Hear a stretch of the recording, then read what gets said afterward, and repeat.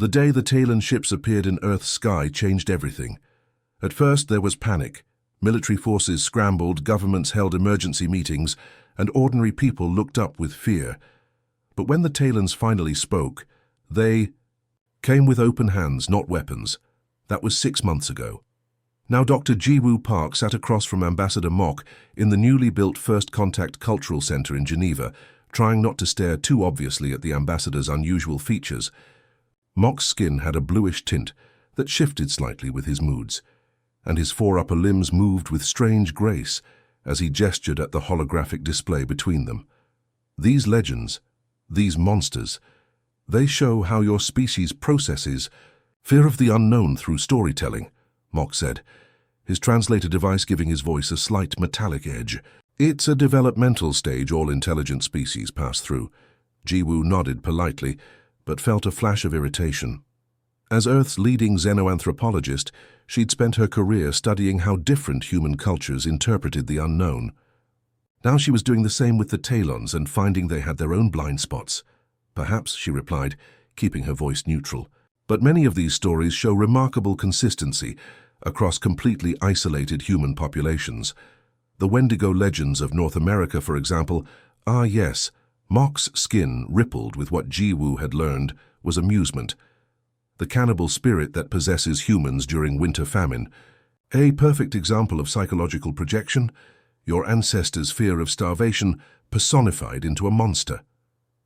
From the corner of her eye, Jiwoo noticed Tae shift uncomfortably in his seat. The human Talon liaison officer was a rarity, one of only 5 known offspring from the early secret Talon visits to Earth, decades before official contact. His human mother had been a Canadian researcher, his father a Talon explorer. With mostly human features but the faint blue undertones of Talon skin, Tae often seemed caught between worlds. "Would you like to add something, Tai?" Jiwoo asked. Tai glanced up, then quickly shook his head. "No, Dr. Park. The ambassador's analysis is standard Talon understanding." Something in his tone made Jiwoo curious. Later, as they walked through the center's expansive gardens, she found herself alone with Tae. "You seemed uncomfortable during our discussion of North American folklore," she said, watching a butterfly land briefly on a nearby flower. "The northern legends in particular." Tae's gaze fixed on the distant mountains. "The Talons have explored over 17,000 worlds, Dr. Park. They've catalogued millions of species. They believe they understand the universe. But there are gaps in the official records, worlds that were once studied and are now restricted. Species that disappeared without explanation." He lowered his voice. "My mother used to take me camping in the northern forests when I was young. She knew the old stories, not just as myths, but as warnings." Warnings about what? Before Tai could answer, they were interrupted by a group of Talon scientists waving excitedly at them. Dr. Park called the lead scientist, her name tag identifying her as Researcher Lin. "Ambassador Mock has approved your proposal for the joint expedition to study Earth's northern biosphere." Jiwoo smiled with genuine excitement. She had been pushing for this research opportunity for months. "That's wonderful news," she said. "When do we leave?" 2 weeks. The ambassador himself will join us along with our best biological research team. He's particularly interested in demonstrating how Earth's predator species evolved in ways that spawned your Wendigo myths." Jiwoo glanced at Tae, whose face had gone completely still. That evening, Jiwoo found a strange message on her tablet.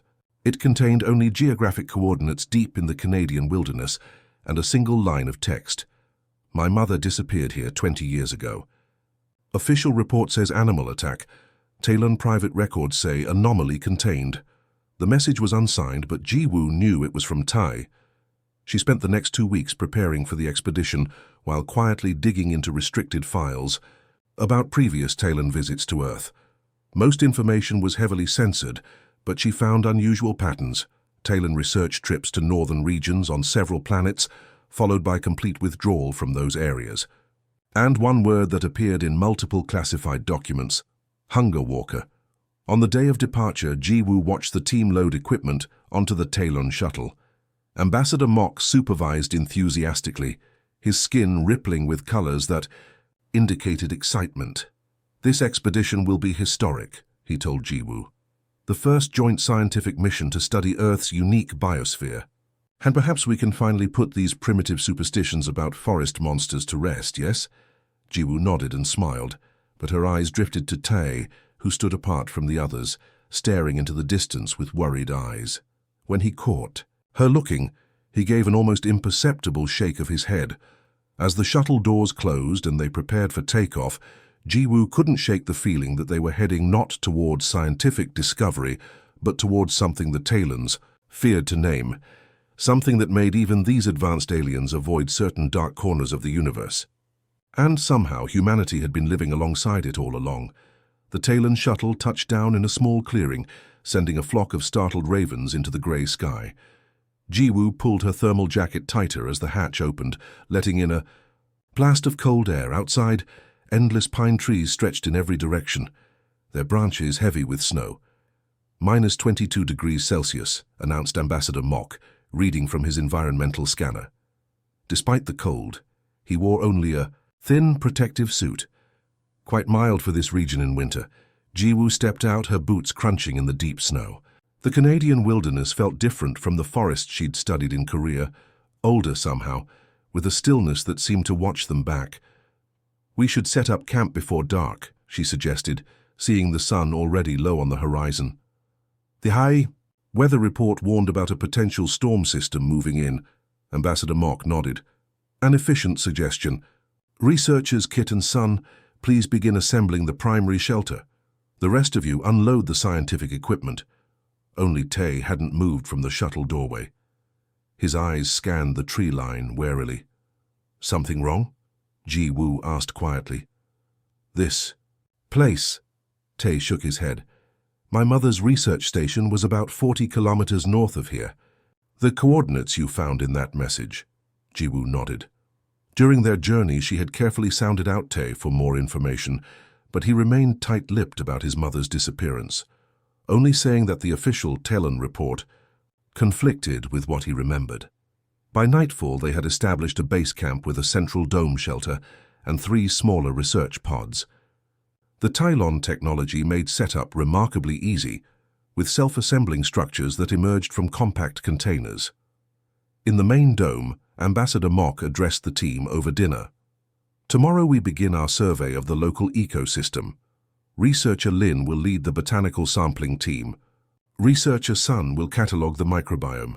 Dr. Park will help document the larger fauna of the region." "And what about the weather?" asked Jiwoo, nodding toward the shelter's transparent ceiling. Outside, snow had begun to fall more heavily. "Our meteorological sensors indicate the storm will pass by morning," Mock replied confidently. "Talon weather prediction is precise to within 99.4% accuracy." That night, Jiwoo woke to a sound she couldn't place. Not quite a howl, not quite a scream. She sat up in her sleeping pod, listening. The wind had picked up considerably, driving snow against the shelter walls. The strange sound came again, longer this time. "Did you hear that?" she whispered.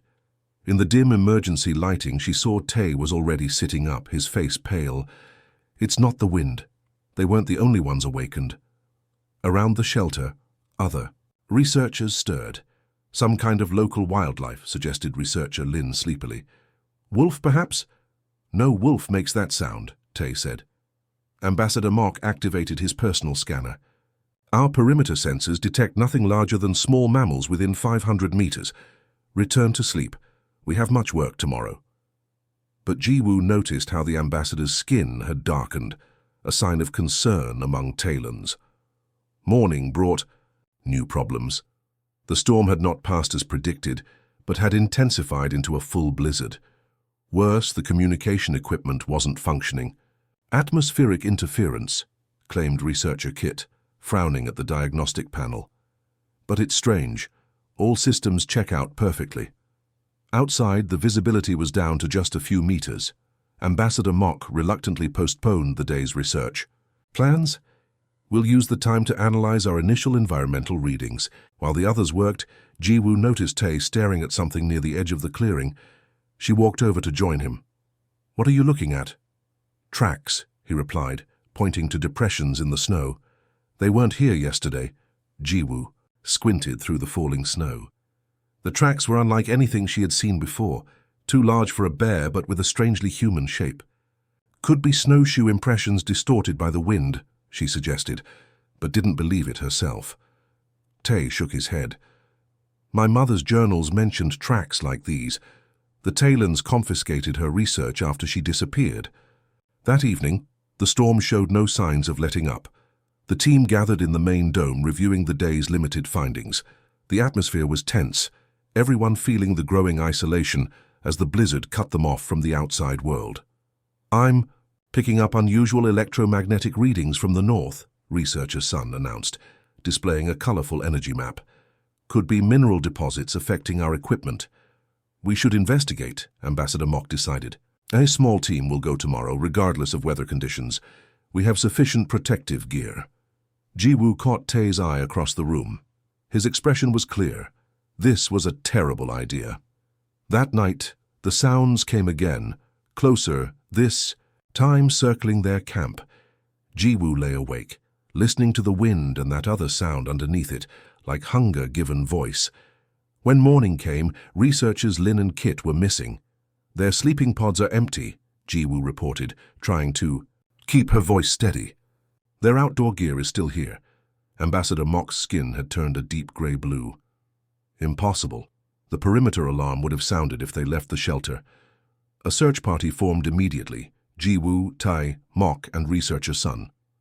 They ventured into the whiteout conditions, following the shelter's outer wall until they found it. A section where the advanced material had been not torn but somehow phased through, leaving a rippling hole. "This is impossible," Mock whispered, his translator barely picking up his voice. "This material cannot be breached without specialized equipment." They found the first drops of blue. Talon blood 30 meters from camp, splattered across pristine snow. The trail led deeper into the trees. Jiwoo's heart pounded as they followed the increasingly disturbing trail, droplets becoming smears, then pools. When they reached a small clearing, Researcher Sun let out a gasp. The snow was heavily disturbed, as if a violent struggle had taken place. Blue blood painted the scene in abstract patterns, but there were no bodies, only strange, impossibly large footprints leading away from the site. Jiwoo knelt to examine one. The impression was nearly twice the size of her hand, with elongated fingers ending in points. "This is no earth animal," she said quietly. Ambassador Mock stood frozen, his skin now almost white, the Talon equivalent, of extreme fear.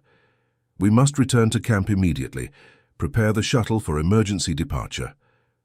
"What about Lin and Kit?" asked Researcher Sun. "They're gone," Tae said grimly, "and we'll be next if we stay."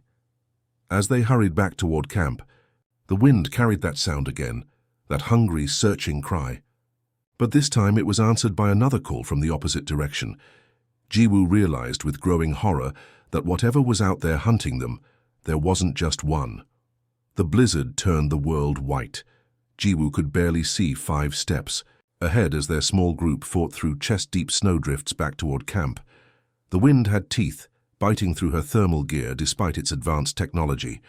"The shuttle's emergency beacon is offline," Ambassador Mock shouted over the howling storm, his voice distorted by both his translator and the wind. "Something is interfering with all our communications." Beside her, Tae suddenly grabbed Jiwoo's arm. "Look there, to the right." Through the curtain of snow, a dark shape rose from the whiteness. Not their dome shelter, but something more solid, more permanent. "A building," Jiwoo called out. "Some kind of cabin or lodge." They changed direction, struggling toward this unexpected shelter. As they drew closer, Jiwoo made out a large 2-story wooden structure with a stone foundation. It looked old but sturdy, with shuttered windows and a heavy front door partially buried in snow. "This doesn't appear on any of our survey maps," Ambassador Mock said as they reached the porch. His skin had lightened somewhat, but still showed stress patterns. Tae pushed against the door. It groaned but didn't budge. "Together," Jiwoo suggested, and the 3 of them threw their weight against it. With a crack of breaking ice, The door swung inward. The interior was dark and cold, but mercifully dry and sheltered from the wind. Researcher Sun found a light switch that surprisingly still worked, revealing a large main room with a stone fireplace, rustic furniture, and walls mounted with old hunting trophies. "This appears to be some form of recreational hunting facility," Ambassador Mock observed, examining the mounted heads of deer and moose with scientific curiosity. "Long abandoned." Jiwoo checked the kitchen. "Not completely abandoned. There are supplies here, canned food, firewood. This place might be used seasonally. Or someone left in a hurry," Tae added quietly, pointing to an overturned chair and scattered papers on a desk in the corner. They set about making the lodge habitable. Jiwoo and Tai got a fire going in the fireplace, while Researcher Sun and Ambassador Mock secured the doors and windows with what little equipment they had brought from camp. "We must return to the main shelter once the storm passes," Mock insisted, as they warmed themselves by the growing fire. "The shuttle contains our primary defense systems."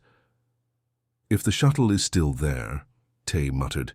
Jiwoo noticed a bookshelf near the desk and began exploring its contents. Most were typical hunting guides and nature books, but behind them she found a collection of leather-bound journals, some looking decades old. "Look at this," she said, bringing one to the firelight. "These appear to be records kept by various people who used this lodge." She opened one dated nearly 50 years earlier, February 15th, second night of the storm. "Hansen hasn't returned. Found his rifle in the snow about a half-mile east, but no other trace. The dogs won't stop howling, and they refuse to track in that direction. The native guide says we must leave immediately, storm or no storm. Says this valley becomes hungry in the deep winter." Ambassador Mock dismissed her findings. "Primitive superstition. Your fellow humans were clearly experiencing fear-induced hallucinations due to isolation and extreme weather conditions." "Then how do you explain what happened to Lin and Kit?" Jiwoo challenged. "The way something passed through our supposedly impenetrable shelter material." "Unknown predator species," Mock replied stiffly. "Perhaps utilizing some form of caustic secretion to breach our barriers. We will study it when we return to analyze the samples." As daylight faded, the storm only intensified. They prepared a simple meal from the canned supplies and settled in for the night, taking turns keeping watch. Jiwoo continued reading through the journals, finding disturbing patterns spanning decades. March 1971. The park ranger says 3 hikers went missing last winter in this same area. No bodies ever found. January 1983. Heard it again last night. Not a wolf, not a bear. Mike says I'm imagining things, but I saw his face when that cry came out of the darkness. He knows. December 1999. Found strange tracks around the lodge, too big for any animal that should exist. Native legends speak of the winter spirit that was once human, but is now only endless hunger.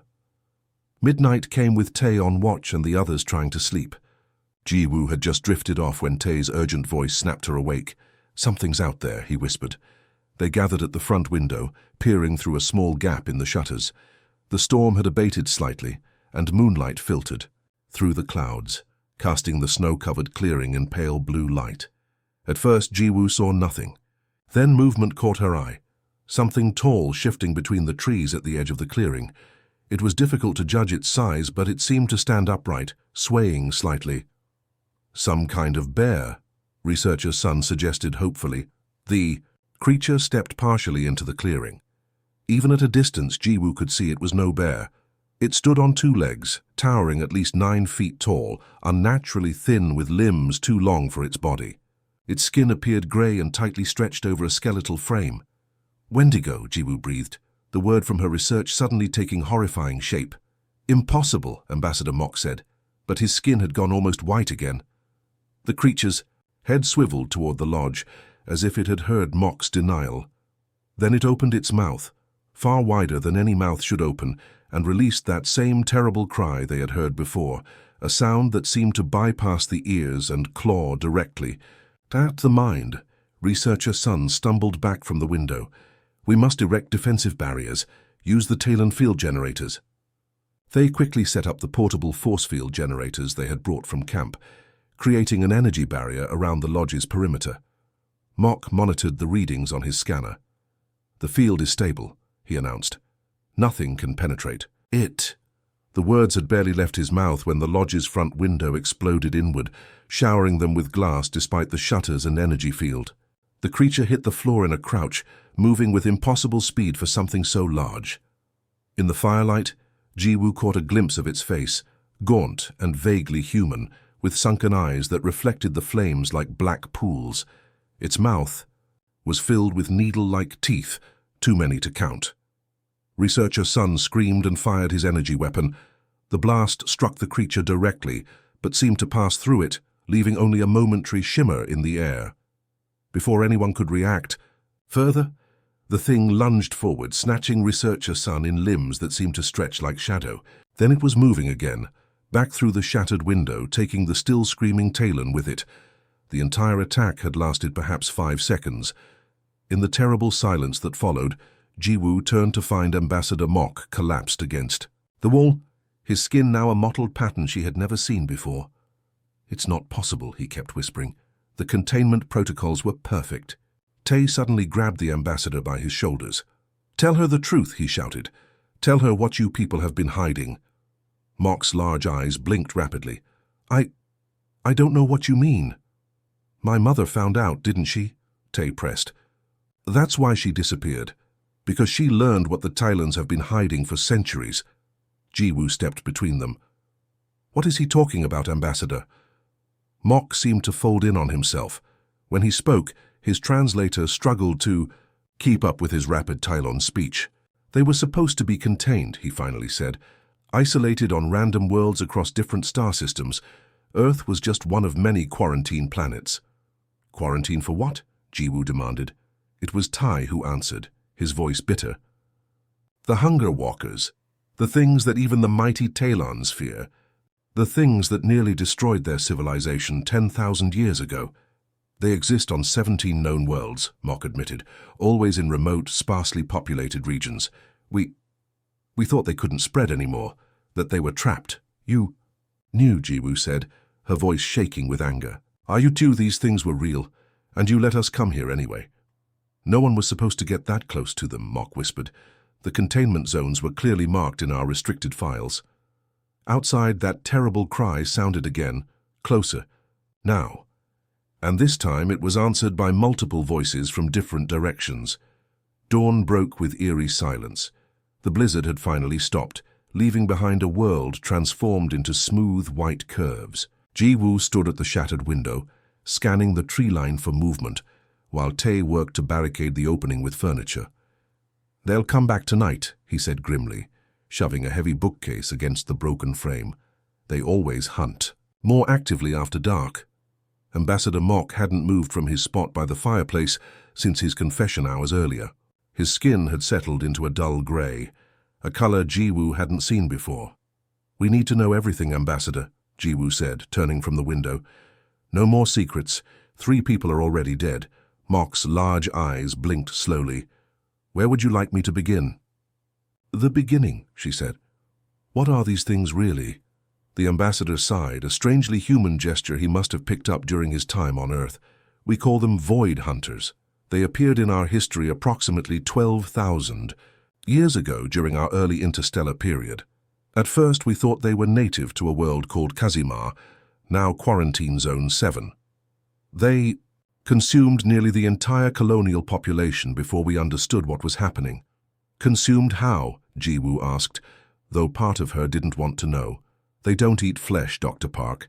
They feed on consciousness itself, awareness, thought, memory. The body is left behind, an empty shell." Mock's translator gave a small electronic shudder. "We discovered they could travel between dimensions, appearing almost anywhere. They spread to 23 worlds before a coalition of species, led by my ancestors, found a way to contain them. Tay joined them by the fire, his expression hard. And you left some on Earth near human populations. Earth was already infested when we discovered it 4,000 years ago," Mock replied defensively. "We established containment zones in remote regions, Siberia, northern Canada, parts of Scandinavia. We couldn't eliminate them without risking spreading them further. Jiwoo's mind raced, connecting pieces. The legends, Wendigos, skinwalkers, the midnight walkers of Nordic tales, they're all describing the same creatures. Yes, different human cultures encountering the same entities, interpreting them through their own cultural lens. But that doesn't make sense, Jiwoo argued. If these things are as deadly as you say, how did humanity survive alongside them for thousands of years? We should have been wiped out. A strange expression crossed the ambassador's face. That is the question that brought us here, Dr. Park. The question your species represents to the galactic community. On every other infested world, the local populations were decimated within generations. Only on Earth did the indigenous life adapt and survive. Jiwoo felt a chill that had nothing to do with the winter air. What are you saying? Humans are unique, Dr. Park. Somehow, your species developed resistance. You created stories, rituals, warning systems that kept you alive. When the Talons first discovered Earth, we expected to find another dead world. Instead, we found a thriving civilization that had somehow learned to live with the Void Hunters, even without understanding what they truly were. Tay slammed his fist against the stone fireplace. That's why you've been studying us. Not for cultural exchange, you want to know how we survived when others didn't. Jiwoo thought of the ancient journals she'd found, the warnings passed down through generations. The stories weren't just superstition, they were survival guides, ways to avoid the creatures, to recognize the danger signs. Outside, the sun climbed higher, casting long shadows across the snow. They used the daylight hours to fortify the lodge as best they could. Though after seeing how easily the creature had breached both Talon force fields and physical barriers, Jiwoo wasn't confident in their defenses. As they worked, she questioned, mock further. You said they hunt consciousness. How? What allows them to track us? Strong thoughts, emotions, the ambassador explained, helping her move a heavy table. Fear especially draws them. They sense it across dimensions. That's why you never found a defense, Jiwoo realized. Talon minds are different from human. One's more ordered, more linear. When you're afraid, it's pure, isn't it? Not mixed with other emotions like humans experience. Mock looked surprised. How did you know? I've been studying your species too, Ambassador. Humans have messy minds. We can feel fear and courage simultaneously, hope and despair together. Maybe that complexity confuses them. As evening approached, bringing with it the rising chorus of those terrible cries from the forest, Jiwoo frantically searched through the lodge's old journals. There had to be something, some clue about how the previous inhabitants had survived. Here, she said finally, pointing to a faded entry. This trapper in 1887 writes about using iron and salt to keep the winter spirit at bay. And this one from 1932 mentions burning certain herbs to cloud the mind-eater's senses. Superstition, Mock said automatically, then caught himself. Though, perhaps not. They gathered what resources they could find, iron fireplace tools, salt from the kitchen, dried herbs hanging from the rafters. Jiwoo found more protective measures mentioned in different journals, patterns to draw, words to speak, ways to control one's thoughts to become less visible to the creatures. Night fell with dreadful swiftness. The temperature plummeted and, with it came that sense of watching, of hungry attention turned toward the lodge. They're coming, Tay whispered, peering through a small gap in the shutters. I count at least 3 shapes moving among the trees. Jiwoo felt fear rising in her throat, but remembered the journal's warnings. Fear attracts them. Instead, she forced herself to focus on determination, on the technical challenge of survival. Emotions that might mask her presence rather than highlight it. Ambassador, she said quietly, I need you to try something difficult. Can you think like a human? Mock looked confused. I don't understand. Your thoughts are too clean, too focused. They can sense you easily.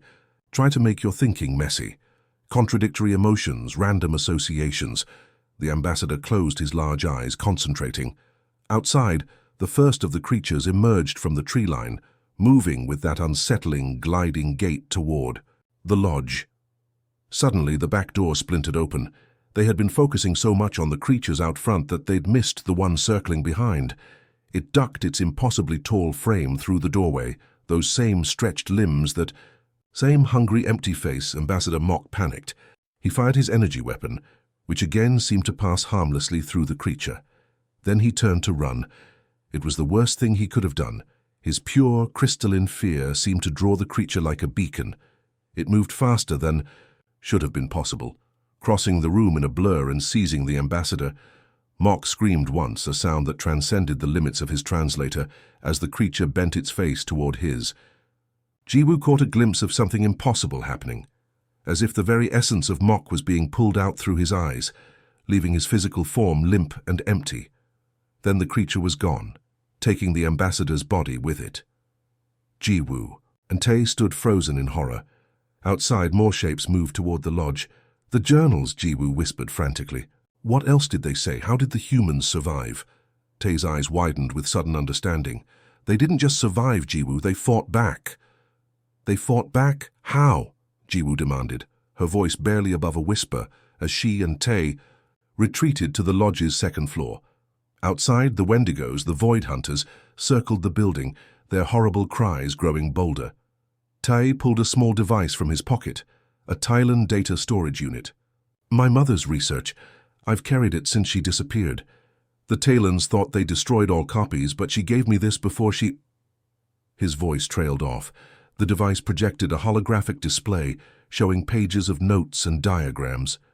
Jiwoo quickly scanned the information, a mix of scientific observations and collected folklore from indigenous peoples across the northern regions. "Your mother figured it out," Jiwoo breathed. "The connection between human neurology and resistance to these creatures." The notes detailed how human brains had evolved differently from other species, developing unique defensive structures in response to thousands of years of coexistence with the Void Hunters.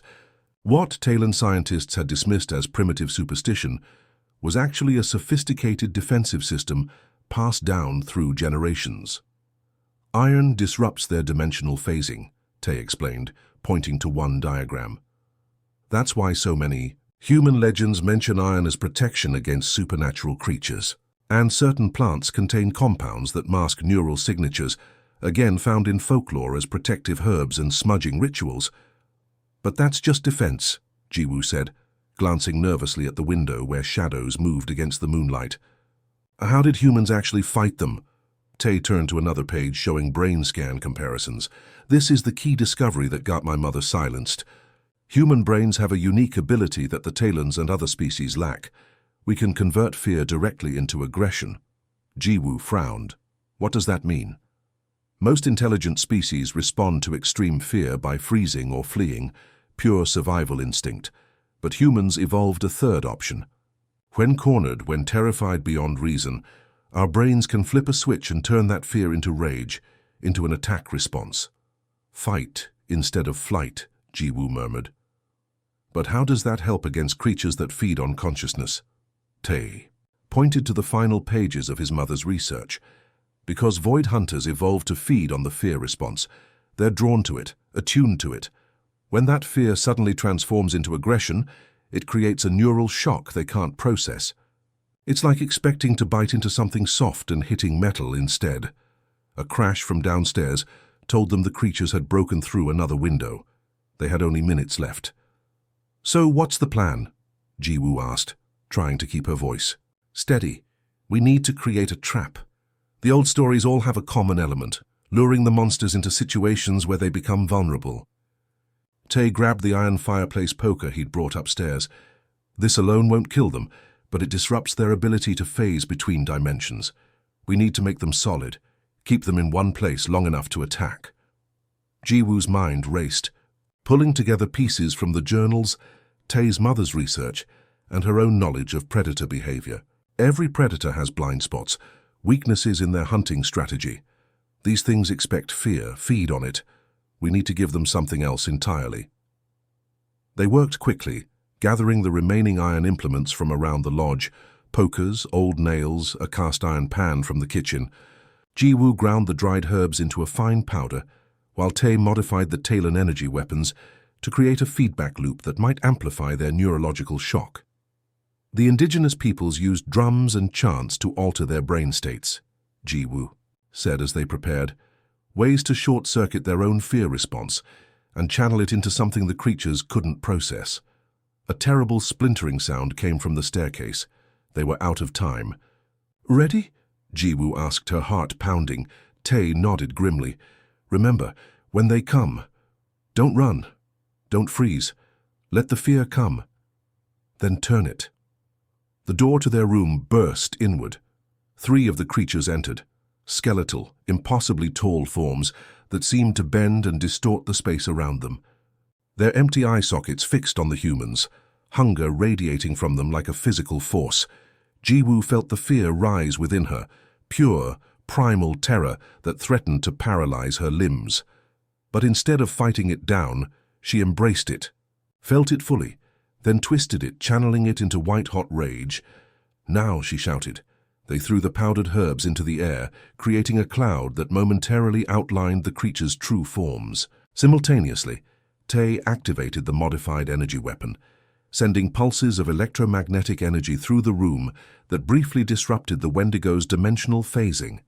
For a critical moment, the creatures became solid and vulnerable.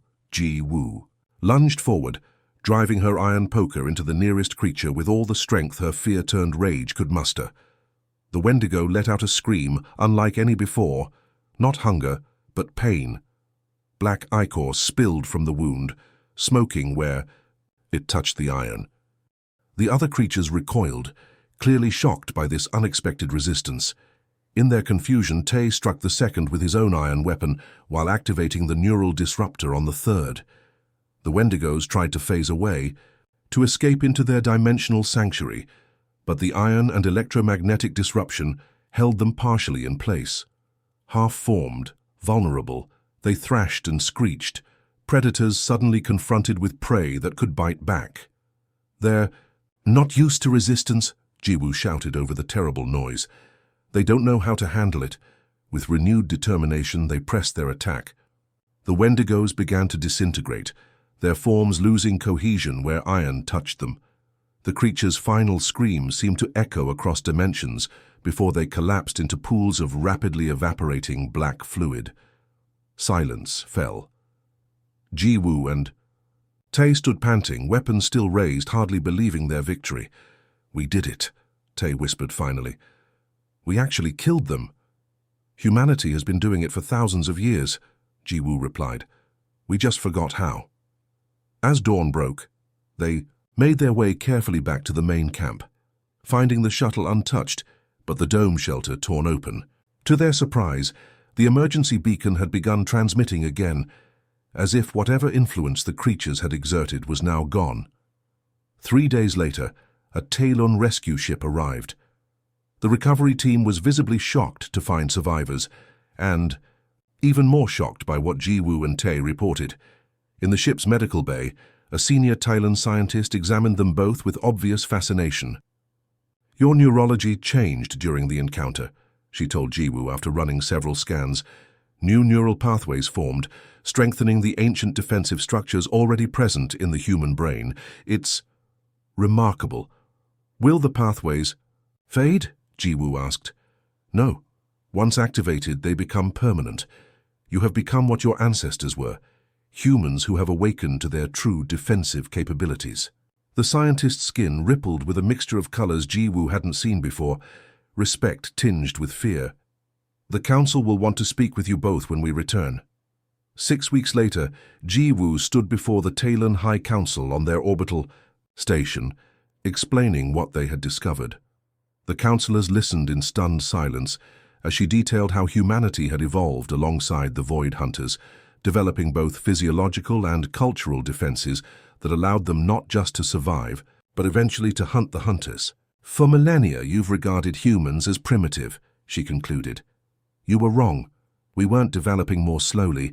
We were developing differently, shaped by forces you never fully understood. The monsters in our stories weren't metaphors or psychological projections. They were warnings, hunting guides, survival manuals passed down through generations." The chief counselor's skin had turned the deep blue of serious contemplation. "What are you proposing, Dr. Park?" "A joint task?" "Force," she replied. Talon technology combined with human evolutionary advantages. The Void Hunters are spreading again, not just on Earth but across your quarantine zones. Reports are coming in from multiple worlds. We need to face this threat together. You want us to learn from humans? Another counselor asked incredulously. I want us to face reality, Jiwoo said firmly. Humans aren't just another spacefaring species. We're natural monster hunters, evolved alongside the universe's most ancient horrors. You need us now, more than we ever needed you. Tay stepped forward. My mother understood this. That's why she was silenced. But we can't hide from the truth any longer. The dark spaces between stars are full of things older than our civilizations, things that see consciousness as food. Humanity has been fighting them before we even had words for them. As if to emphasize his point, a junior counselor rushed in with an urgent report. Another Talon research station had gone silent, this one orbiting a distant moon where unusual dimensional readings had recently been detected. The chief counselor looked from the report to Jiwoo, then slowly bowed his head. It appears we have much to learn from Earth after all. The joint task force is approved. As Jiwoo left the council chamber, her tablet chimed with news from Earth. Reports of strange occurrences across the northern regions, of ancient things awakening after centuries of dormancy. A global alert system was already being implemented, based on indigenous knowledge systems previously dismissed as mere folklore. Humanity was remembering what it had always known in its bones, that we evolved not just as prey, but as the only species capable of hunting the hunters themselves. The universe was darker and more dangerous than anyone had imagined, filled with ancient hungers that saw conscious thought as nothing but food. But humans had faced these horrors before, and this time they wouldn't be facing them alone.